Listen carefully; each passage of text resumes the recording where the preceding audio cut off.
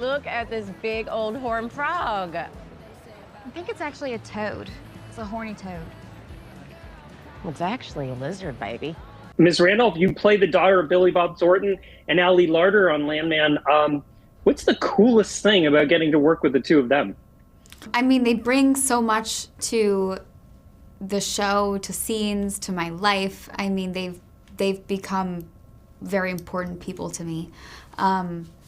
But they're just like, they're so excited about the show and they're happy to be there and they're present in Texas on set.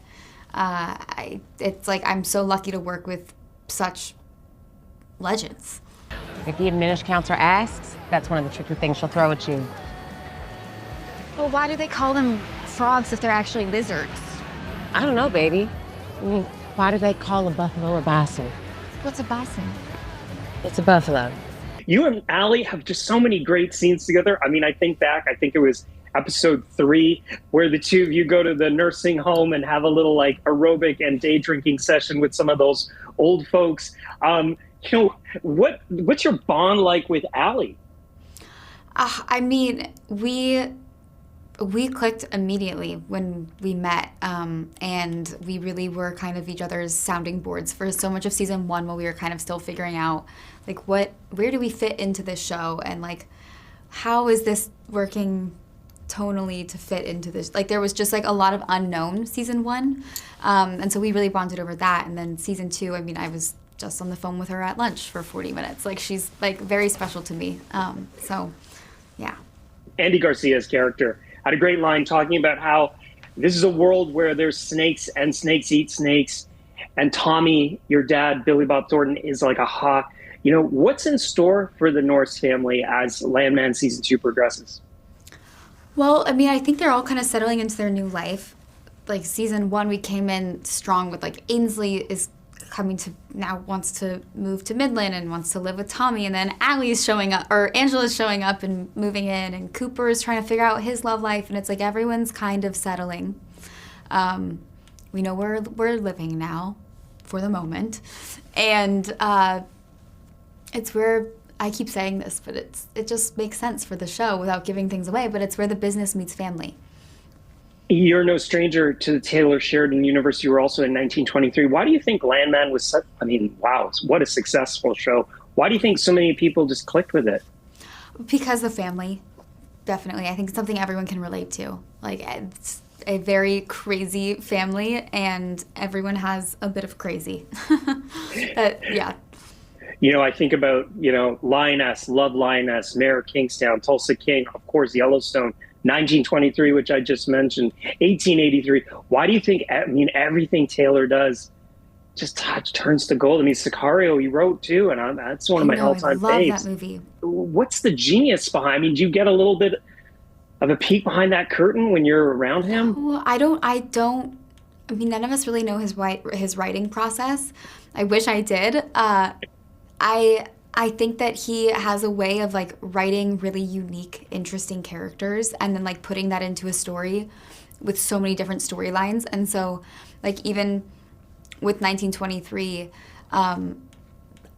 whenever I watched 1923, I was like seeing things for the first time because like, yeah, I'm on set filming, but I'm filming my stuff. And then there's like these like massive other storylines that they shot in like Africa and wherever. Like his production scale is so large. I think he is a genius. There's like a map in this man's brain of, I don't know how he does it.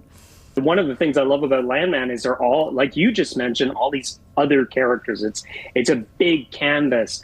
I'm loving that we get to see more of Demi Moore's Cammy this season. I'm loving the expanded storyline for Rebecca Kayla Wallace. Is there any character that you sort of find yourself, maybe that you don't interact with in your scenes, but you find yourself gravitating towards wanting to know how their storyline kind of unfolds? I love the storyline between TL and Tommy a lot. And I don't know if that's just because I love watching Sam Elliott and Billy work together, or if it's like purely because I love the storyline. Like whatever it is, like, man, that I could watch the two of them and that dynamic.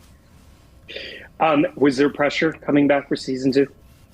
I honestly felt less pressure, ironically. Like season 1, it's scary to put such a character down and not know how it's going to be received or how it's going to look on camera or in the edit. And then season 2, it's like, okay, I felt like I had a better idea of what the show was and how it all fit together. And so I think actually season 2, it almost felt like there was a sense of freedom there in scenes that I wasn't expecting.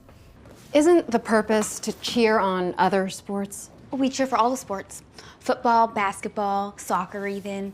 We don't cheer for gymnastics, but most of us used to be gymnasts. We just grew, so maybe that's why. I know some of the characters have had to, on Yellowstone, I talked to some of the actors, they had to go through cowboy camp. And then for Landman, some of them had to go through roughneck camp. And Ainsley is a cheerleader. Did you have to go through cheerleader camp? I did. I did cowboy camp for 23, and then I did cheerleading camp for Landman. And it was like 2 weeks, and I did it at TCU, and I worked with some of the TCU cheerleaders, and it was a lot of fun. And also I'm like, what is my life? I'm playing an 18-year-old and I'm at cheer camp right now. What's happening? So Ainsley is kind of a little bit of the comic relief on the show, but are things going to deepen for her? Is she going to take a kind of a, I don't know, darker turn perhaps? She's such a light character. I would love to see that happen. I feel like that would be really interesting to see her in like a situation that she's not comfortable in. Like we know who she is when she's around her mom and her dad and her brother, and like I'm excited to see her on her own and like see how she starts to navigate her own life outside of her family. I know you've already been greenlit for season 3. Do you have an overall idea of where things are going with Landman, or is it all as much a surprise to you as it is to us? I have no idea. I wish I knew. I'm so curious. I have ideas. I know where I want it to go, but I find that the more expectations I have, the danger. Like, it's not disappointing, but it's not good to have expectations. I love Allie's yacht rock mix in the car from this week's episode. So Michelle, you're in a car ride. What 5 albums are you? A 5-hour-long car ride. What 5 albums are you bringing? I love the Life of a Showgirl album. I can't stop listening to that right now. It's great. It's great. It's got such repeatability. She puts something in her, like the musical chorus, however it works, it's like addictive to listen to. I got to ask you about Scream, though. I know you can't tell me about it. Maybe you can tell me this. Who had the best death scene in all of the previous Scream movies? I mean, Drew Barrymore. I feel like that's hard to top. She started it. It seems detrimental to really humanity in general that a university would try to keep the prettiest girls from dating the tallest, most athletic boys, who could then get married and make babies that are like really, really pretty and athletic, like even more athletic than their parents.